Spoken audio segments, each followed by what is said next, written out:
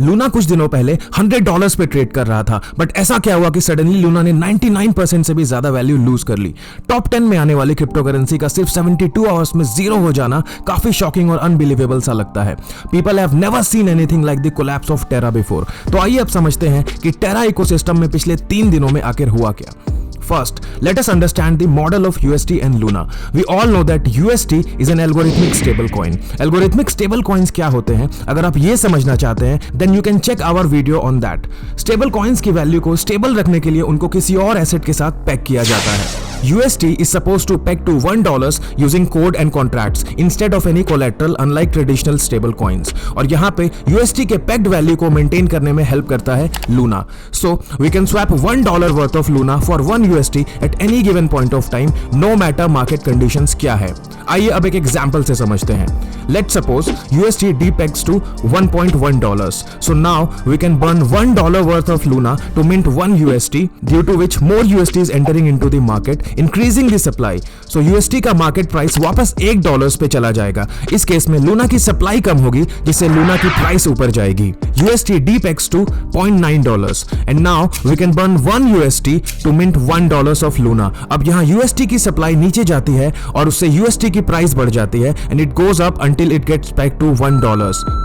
इस केस में लूना की सप्लाई बढ़ जाती है, जिससे लूना's price will go down. I hope now you have an understanding of how the Terra Luna ecosystem works. अब जानते हैं कि why there was such a huge rise in the demand for UST. And यहीं पे entry होती है anchor protocol की, जहां UST को स्टेक करने पे 20% तक इंटरेस्ट पाया जा सकता है। Imagine it like a savings account giving you a high return of 20%। And इसीलिए UST की डिमांड बढ़ती गई। जैसे जैसे UST की डिमांड बढ़ती गई, more and more Luna got burn. और यही रीजन है कि पिछले 1 साल में लूना की प्राइसेस $100 को भी क्रॉस कर गए। तो कहीं ना कहीं लूना इकोसिस्टम एक फैक्टर पे बहुत डिपेंडेंट था, और वो है डिमांड फॉर UST। एंड अगर UST फेल हुआ तो the whole ecosystem would collapse. And पिछले कुछ दिनों में हुआ भी कुछ ऐसा ही। Due to depegging of UST there was panic selling for Luna, जिससे लूना प्राइसेस काफी नीचे गए, कॉजिंग मास लिक्विडेशंस। एंड क्योंकि UST एक अनकोलेटरलाइज्ड एल्गो स्टेबल कॉइन है, तो लूना टीम के पास इतने रिजर्व्स नहीं थे कि वो कोई मासिव अटैक काउंटर कर पाए। आसान भाषा में कहें तो there was mass dumping of UST which created the depeg for UST, and this created panic in the Luna ecosystem. As a result, Luna prices kept falling. Crypto markets जो कि already down चल रहे थे, उसमें ऐसे मास panic and फर्ड के कारण खूब पैनिक सेलिंग हुई, एंड तब तक हुई जब तक लूना वाज ऑलमोस्ट डेड।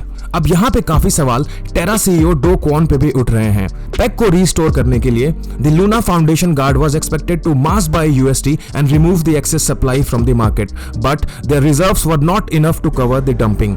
ये भी एक्सपेक्टेड था कि they will partner with firms and raise money to repeg the UST, but major panic sell began जब लोगों को लगा कि no support was going to arrive soon, causing price jump to less than $1 in 24 hours.